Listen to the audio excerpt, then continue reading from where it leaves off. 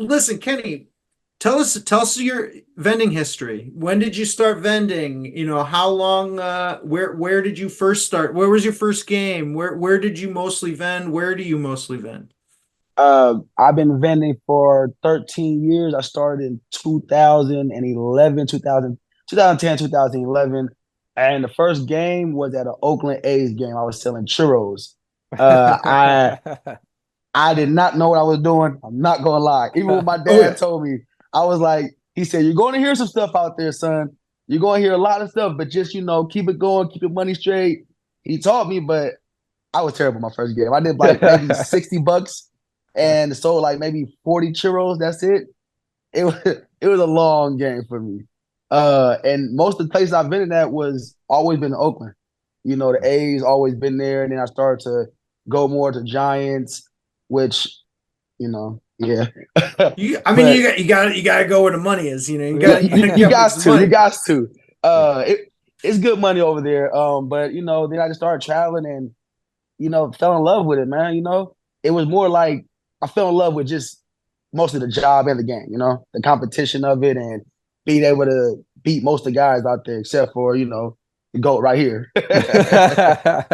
Wait, is there like a leaderboard when at the end of the day it's like, all right, X person? Is there like a house photo on the top of like a golf leaderboard? And it's No, like, and like at no. Augusta, they gotta like how do you know who's the top dog You in the you always day? ask everybody else. That's the first after you check out. After you check Yep, out, if you're selling the same thing as everyone, if you're all selling beer, you look at everyone else. You go, how many did you do? How many did yep, you do? How many did you do? yep, yep. Right? Uh, Because there's good days and there's bad days, but as long as you beat the other guys in the room, you did better than them, right? that's a fact right there. Yeah. That's why, like, even now, like the beer competition we talk so much mess to each other. We're deep in there. Like, what you do? Ah, yeah, I beat you all week. I done got you all week. So it's just like that. Nothing's changed at all. Dude, I love it. Well, Kenny, I also saw a tweet you sent out, I don't know, maybe a month ago. You were saying how this job like saved your life. You're a kid from East Oakland, right? And like, this Yeah, gave you an opportunity and now you built a whole career and like, you got a family and like, like yeah, I think that's what people aren't realizing about like all these concession jobs that are being lost. There's gonna be 600 people laid off this year. Like this job's literally like been a lifeline for you over the decades. I mean, I know you got other opportunities, other stuff going yeah, on, yeah, but yeah, yeah. I mean, what is it like? I mean, having 80 dates, kind of pulled out.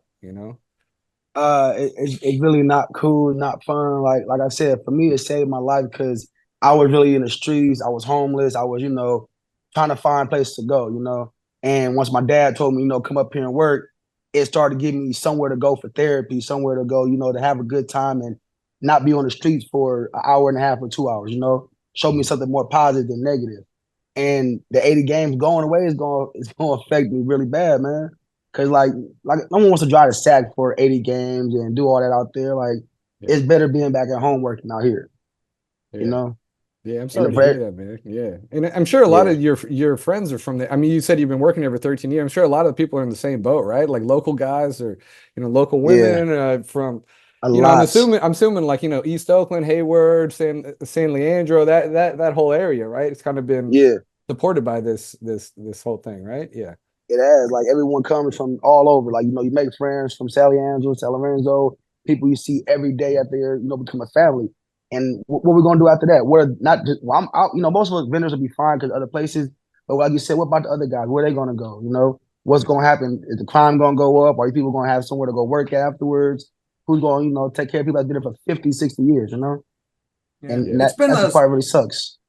it's been like a slow motion car crash really for all those jobs because I mean how many what's the average attendance there right now this year, Every year it goes down by half.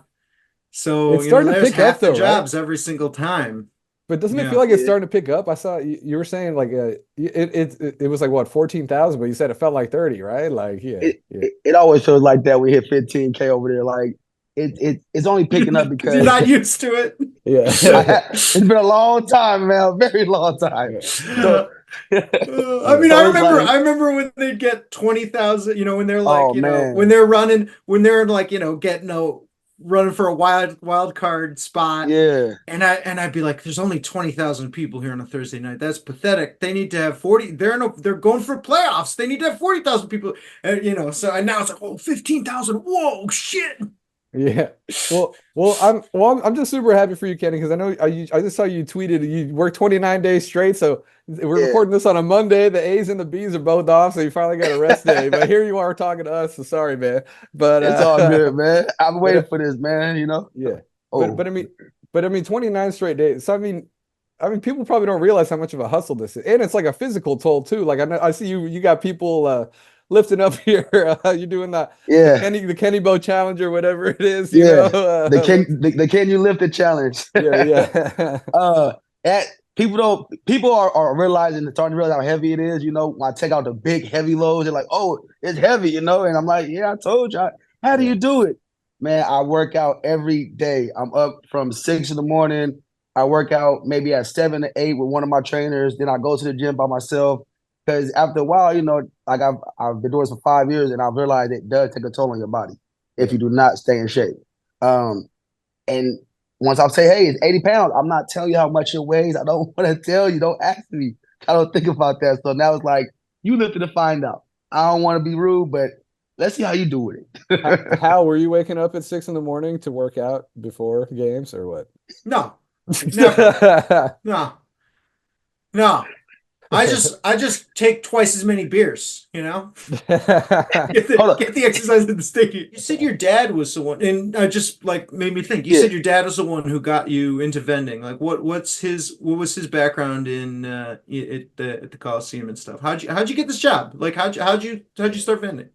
So how I started vending was, like I said, through my dad. This is my stepdad, and you know, I found out recently that my biological father used to vend when he was 12 years old. And that was like way back then. He tells me I never knew it, but he started telling me a lot more about it. I'm like, you were a vendor, like you were in here, so it's in my Like at the blood. So Coliseum or what? yeah, at the Damn, Coliseum, that's wild. That's wild. yeah. Yeah. And I'm like, I'm just not finding out. You know, I feel like that's how I know why I love it. But seeing my And your my step stepdad and your out there, stepdad is a vendor? yeah, he was a vendor as well. So it's like it was destined to be, you know, eventually. But going to games and you know, sometimes, you know, as a kid, you get bored watching the games and not really knowing about it. But you know, I started to watch just all the vendors come by, make sales and see how happy they were. And it started to intrigue me more and more. I used to see how much money my dad was bringing back then. I'm like, oh, you're making a lot of money, my guy. You coming And it's home with, cash too, right? It's nice to see yeah, the man, cash. Yeah, when you're a kid, it's you see like cash. $100, you're like, damn. Man, I'm Yeah. like, man, Yeah. you buy me this, you buy me that. Like, what's up, man? Teach me about it. He was always telling me, one day I'm gonna teach you, son. You gonna understand. And I always tell him this. When I was young, I used to get in trouble. I used to have to put my hands in the air for a long period of time. And I told him when I got older, you know, carrying beers, I'm like, so this is why you had me through this, huh? You were training me Oh, to, you were you were doing training me, you were training me. it. he, he'll say yeah, but I know it was because I was being a bad kid. That's hella funny.